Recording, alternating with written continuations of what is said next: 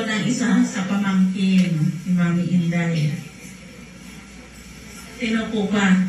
May pamangkin po ba siya nandito? Ayun. Ayun.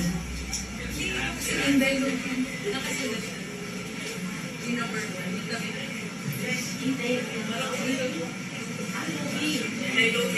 Inday Luby daw. Saan pa? Ayun.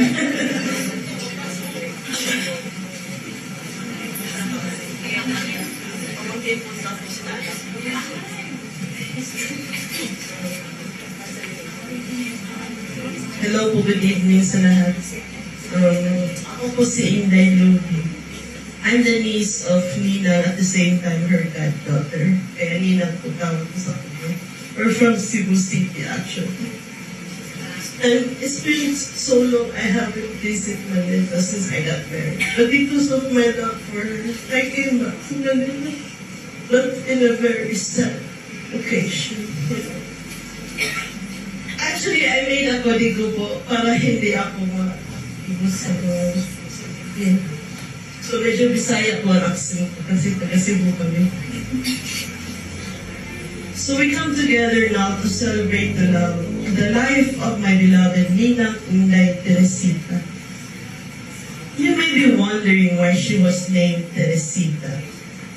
It was because her parents, our grandparents, our Lola and Lola, got it from the patron saint, Teresa of Avila, who celebrates feast day every 15th of October, same day she was born.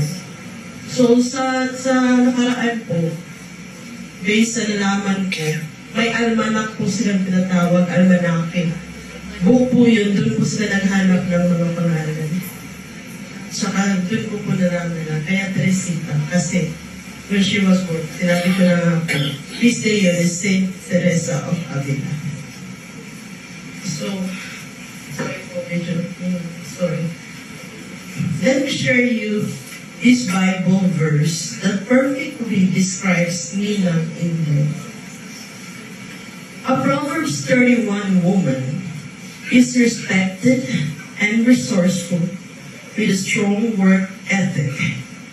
She brings honor to her husband, places her family first, and cares for the poor and needy.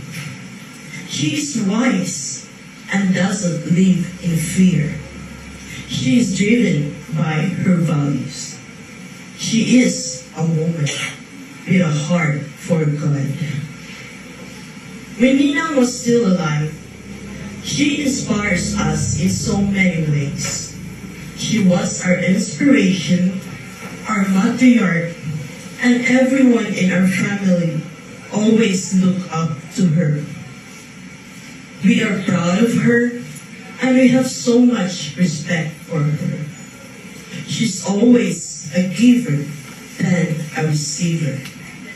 It was her happiness to shower us with gifts. Christmas, vacations, even on Halloween, you also stay, kahit hindi Pasko, may regalo siya sa amin. Ganun po pa siya si Nina. She may be tough, strict, and fierce at times, but we know that was just part of her love language.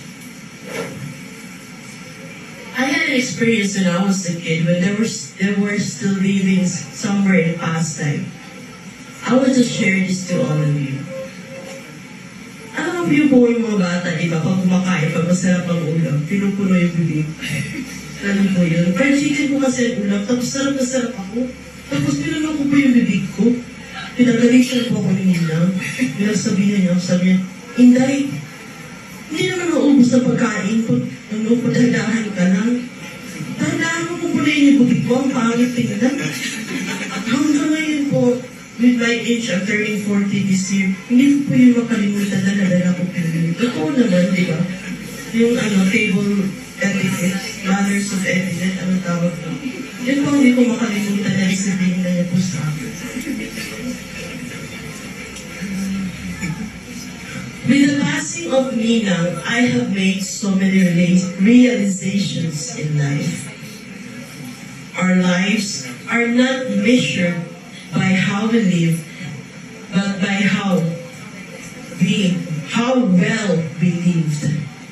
In Tagalog, ang ating buhay ay hindi nasusukat sa kung gaano tayo nabubuhay, ngunit sa kung paano tayo namuhay. Ninang, I hope you know that we tried our very best to save you, but we also know that you already planned your peaceful exit. Rest well in peace, Nina. We love you so much. Daghang salamat sa iyong pagpanggatawatan. Tingnan mo, hindi ka na. Truly, you live a remarkable life. Thank you. Salamat po, ma'am. So,